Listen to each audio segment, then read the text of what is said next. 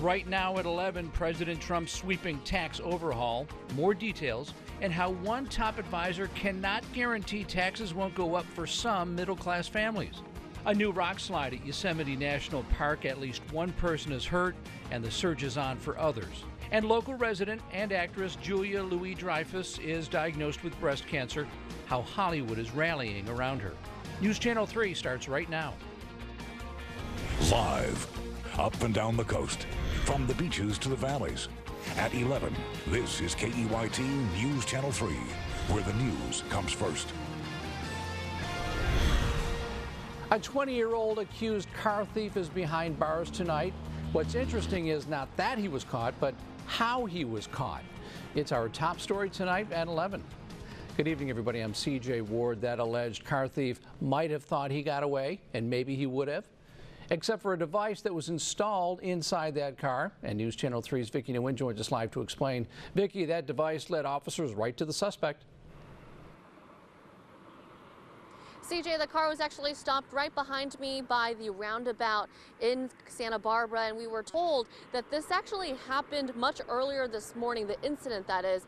A woman called and said that her house was actually burglarized, and she noticed that her car keys, her purse, and her car was missing. A low jack installed in this red Mazda led officers to 20-year-old Fernellis Bigelow Lighty. Santa Barbara Police Department was notified by the Sheriff's Department of a low jack stolen car tracking device hit in the area of the Arriaga Street at the 101. Police found the car parked near East Beach Grill. With help from the Santa Barbara County Sheriff's helicopter, officers were able to track the car moving south towards Coast Village Road.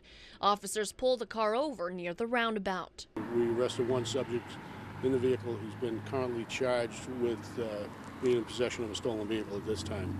The investigation into the burglary is ongoing. Investigators are looking into Bigelow Lighty's connection to a call they got from a woman who lives on the Lower West Side Thursday morning. She told officers someone broke into her home, taking her purse, keys, and her car. 20-year-old Bigelow Lighty is in jail and is facing 2 felony charges. According to the police department, no injuries were reported during both incidents. Reporting live in Santa Barbara, Vicki Nguyen, News Channel 3. Okay, thank you, Vicki. And now to President Trump's new tax plan. He's promising a middle-class miracle. The White House claims the plan could save the average American family up to $1,000. If we allow a family to keep another $1,000 of their income, what does that mean? They can renovate their kitchen. They can buy a new. They can buy a new car. They can take a family vacation. But the details are sketchy at this point. The president's top economic advisor will not guarantee that every middle or working class family would benefit. Cohn also says the plan won't save the wealthiest Americans anything at all, but that doesn't appear to be true. The plan eliminates the estate tax, something that is only paid on estates valued at more than $5.5 million for individuals and $11 million for couples. The president says it's all about helping farmers and small business owners. The farmers in particular are affected. They have wonderful farms, but they can't pay the tax, so they have to sell the farm.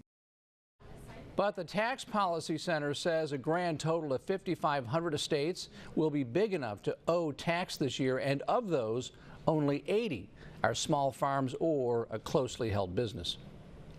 Health and Human Services Secretary Tom Price apologized today for using taxpayer money for charter flights. President Trump says he is not happy with the situation, and several departments are now investigating spending by cabinet members. Juliana Goldman has more on that. Yesterday, we're going through this process. We're going to conduct a full review, and we'll see what happens. White House Press Secretary Sarah Huckabee Sanders said Health and Human Services Secretary Tom Price's job is on the line after the president slammed his use of non-commercial travel yesterday. I was looking into it, and I will look into it, and I will tell you personally, I'm not happy about it. Today, Price said he'll pay back the cost of his seat on more than a dozen private flights. But he, along with Treasury Secretary Steve Mnuchin and EPA Administrator Scott Pruitt, are being scrutinized for spending more than $460,000 taxpayer dollars on flights while slashing their own agency's budgets. Mnuchin has come under fire for using government planes to travel with his wife. I can promise the American taxpayer the only time that I will be using Mil-Air is when there are issues either for national security or where we have to get to various different things. There's no other means. Mr. Trump's White House hasn't issued guidelines for cabinet member travel, so there's a wide range of behavior. Price apologized and said he will not take any more private flights. He also says he will write a personal check to the Treasury for almost $52,000, but that still leaves taxpayers on the hook for hundreds of thousands of dollars. Majority Whip Steve Scalise returned to Capitol Hill today to cheers and a standing ovation. You have no idea how great this feels to be back here at work in the People's House. Scalise has been out of sight recovering from wounds he suffered when a gunman opened fire at a Republican baseball practice for a charity game that happened back in June. Scalise says the last 3 months have been challenging, but the outpouring of support from complete strangers, world leaders, and lawmakers from both sides of the aisle gave him strength.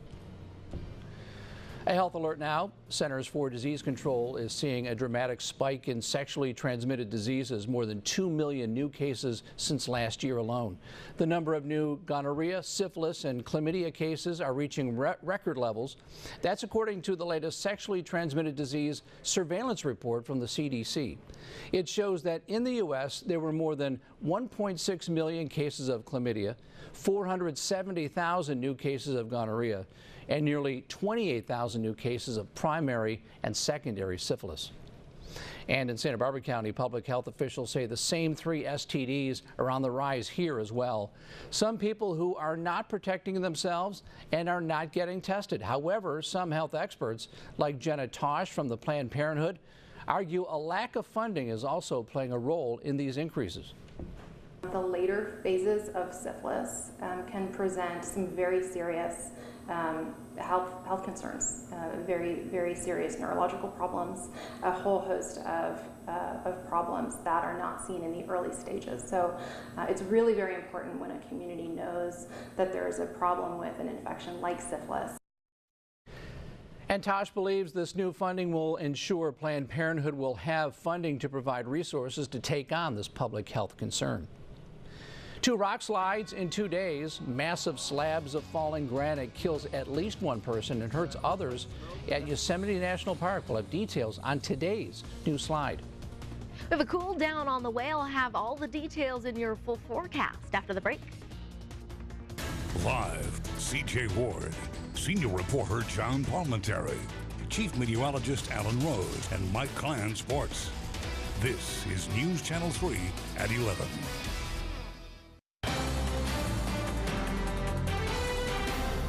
Another rock slide at Yosemite's El Capitan, and this time we are hearing from one of the victims.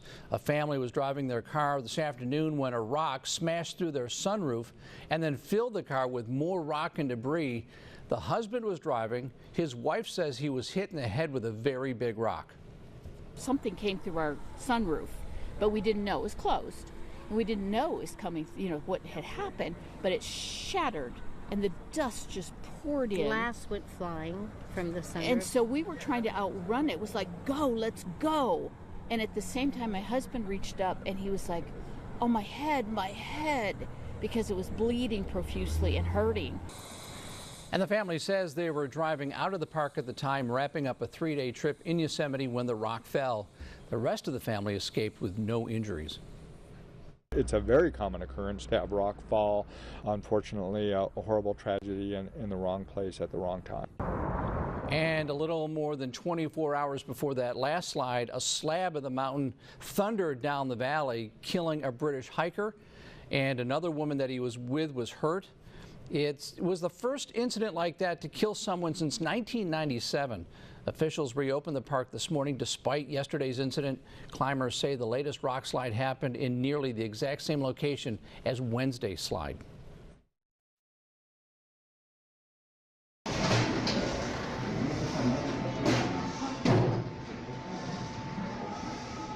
And what you're looking at right there is video of doctors performing surgery when Mexico's 7.1 earthquake hit. 6 patients were undergoing various procedures at the time. Doctors and their hospital staff stayed behind due to the delicate nature of the patients' conditions. All operations were completed successfully, and 4 of those patients have been discharged from the hospital.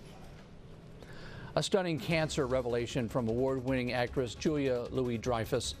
We will have reaction from around Hollywood coming up next.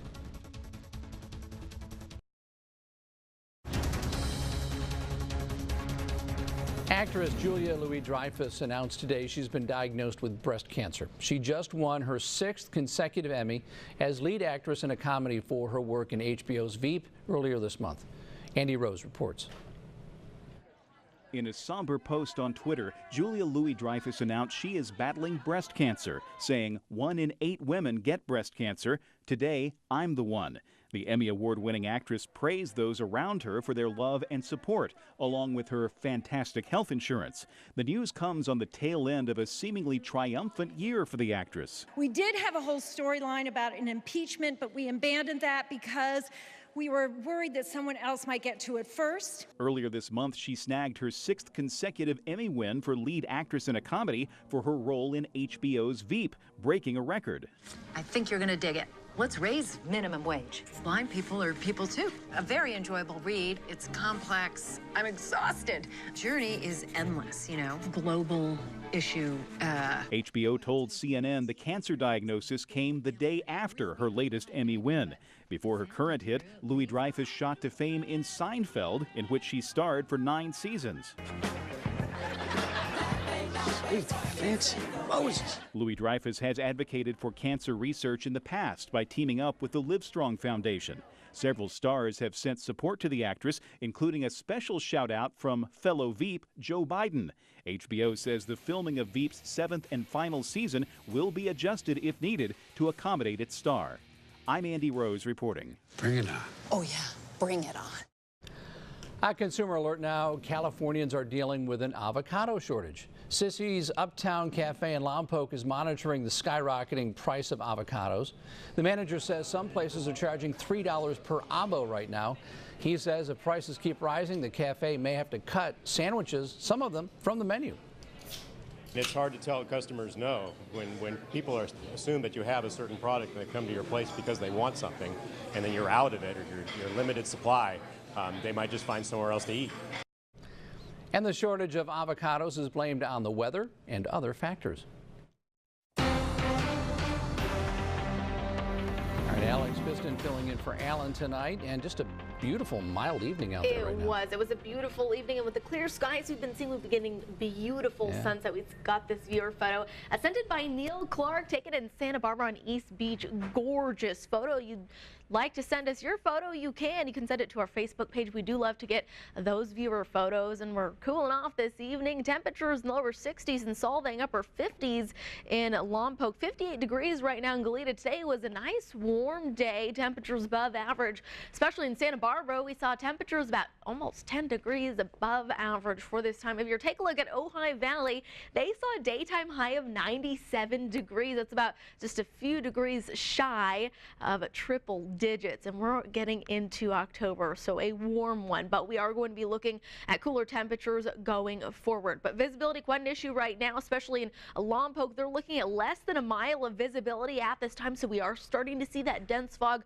pile up, especially along the central coast areas. So just make a note of this for your morning commute. We could be looking at some dense fog in the forecast. So here's a look at our futurecast that you can see going on throughout the rest of our day. We are going to be looking, or Friday that is, all that fog we see in the morning is going to burn off going into the afternoon. This is around 12 o'clock tomorrow. You can see mostly sunny skies, so that pattern we've been seeing really all this week of clear skies is going to stick with us for the start of our weekend, but it won't be a long here rather for much longer. So here's a look at our weather pattern. Ridge of high pressure, that's what's brought us our clear skies, as well as those warmer temperatures. But what we're watching, this trough of low pressure just off the coast of British Columbia, and what it's going to do, it's going to sweep down and it's going to bring us our cooler temperatures going into the start of next week. Now, we have been talking about this all week, the elevated fire danger. This is in effect through tomorrow. We're talking gusty conditions, gusts 20 to 30 miles an hour. So we're talking warm, dry conditions as well. I'm sure you felt it outside, but like I said, moving forward, things are going to start to change in our weather pattern.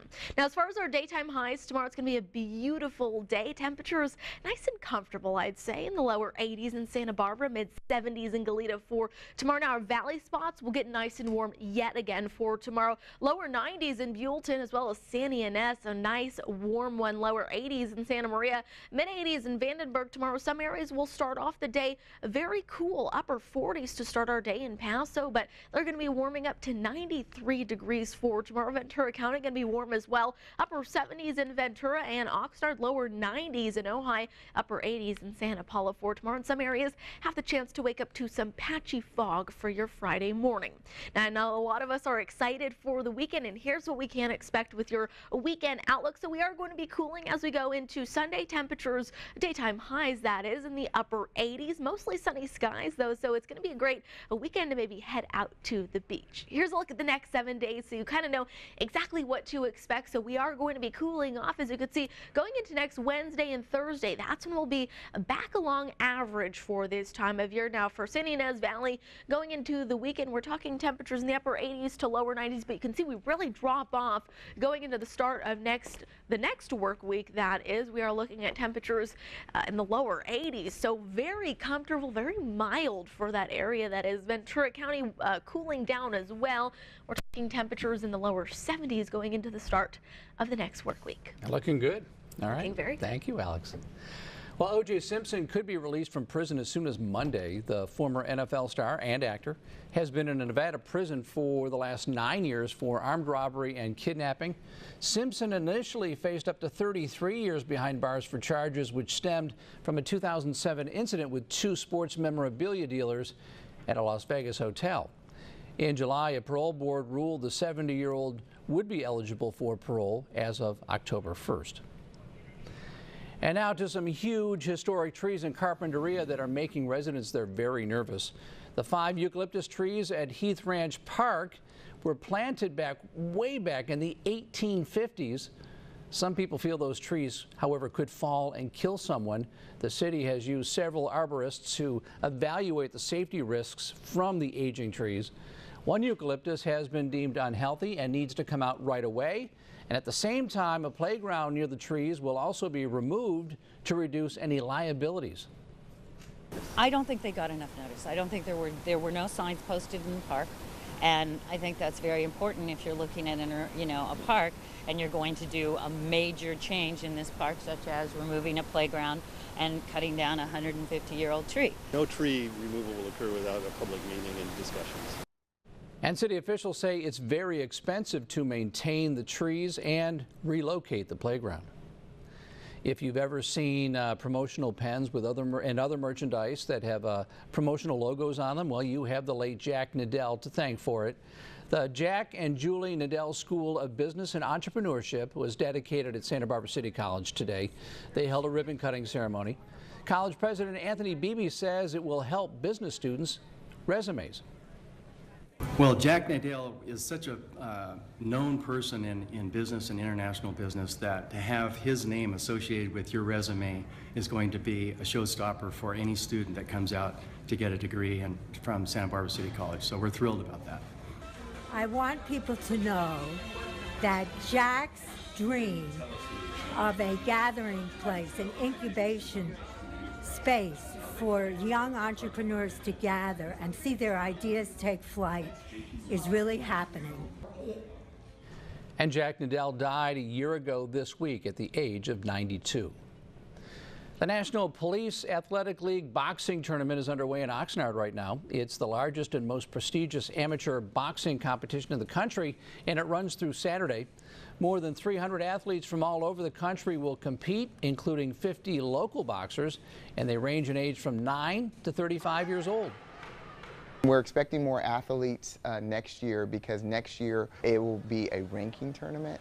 So next year we're expecting about mid-500s. If a boxer actually comes in first, second, third, or fourth, they receive national points, which actually qualifies them to travel with Team USA. And the U.S. Army has 6 athletes who made the trip. All right, coming up in sports, Packers pounce on the Bears, plus Santa Barbara Dos Pueblos water polo highlights, and all charged up, Dos Pueblos dominates Hueneme. Sports is next.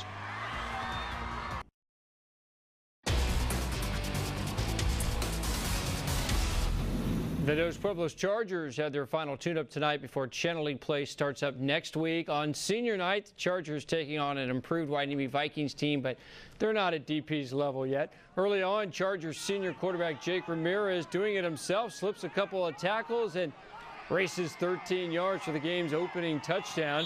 Now next possession, Ramirez hands it off to Eric Lopez, and Lopez does the rest, finds a hole, and off he goes. 47 yards for the touchdown. 14-0 Dos Pueblos after one quarter. Second quarter, it's now 21-0. Chargers adding to it. Ramirez to a wide open Cyrus Wallace. This is his second touchdown of the game. Dos Pueblos wins going away 42-7. DP is 5-1. They host Ventura next week. Ventura is shut out at heart 26-0. 8-man football, Valley Christian Academy in Santa Maria. The Lions win 43-20. Highlights of both of these games tomorrow night. Friday Football Focus 11:15. NFL Thursday night football, NFC North rivals Chicago and Green Bay going at it. No video on this one. All right, no video. Sorry about that. Computer problems. Green Bay won this football game 35-14. Tortillas were flying tonight at Harder Stadium. UCSB men's soccer opened up Big West play with a flurry of goals. How about that? Pretty sweet there. Derek Krizda finishes it off. First collegiate game. A lot of new students seeing their first ever Gauchos game. Tortillas rained down. Second half, it was tied at 2, and Ignacio Teachia scores from an unbelievable angle. What a left-footed shot. 3-2 UCSB. The terrific goal scoring would not stop. Adrian Adames, half volley, and he rips it past Alfredo Cortez. 4-2 Gauchos. A fifth and final goal for UCSB provided off the set piece. Dunn High School alum Rodney Michael scores. Gauchos win 5-2. They've won 3 straight games. Second rivalry game of the week for Santa Barbara boys water polo. Dons won at San Marcos on Tuesday. Tonight, Santa Barbara playing at Dos Pueblos. Chase Raisin scores with the Dons down 7-3 in the third quarter. Huge game from DP sophomore Ethan Parrish. He had 6 goals. Dons lefty Jacob Castillo shoots and scores. Dons would pull to within 3 goals, but DP stops the comeback. Freshman Semir Arshadi with back-to-back goals. Dos Pueblos wins 12-6. Back to that Packer game, Aaron Rodgers, 4 touchdown passes. They convert 3 Bears turnovers into scores. We'll be right back.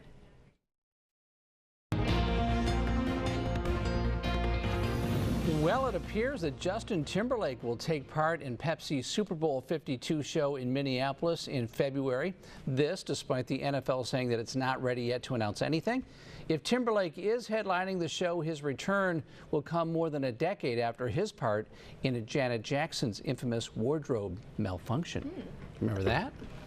That'll be a very big watched Super Bowl Maybe halftime, it'll be so I'm good sure. that people won't even talk about the malfunction anymore. They will. Fix that reputation, That's right? right. And the dress. Yeah.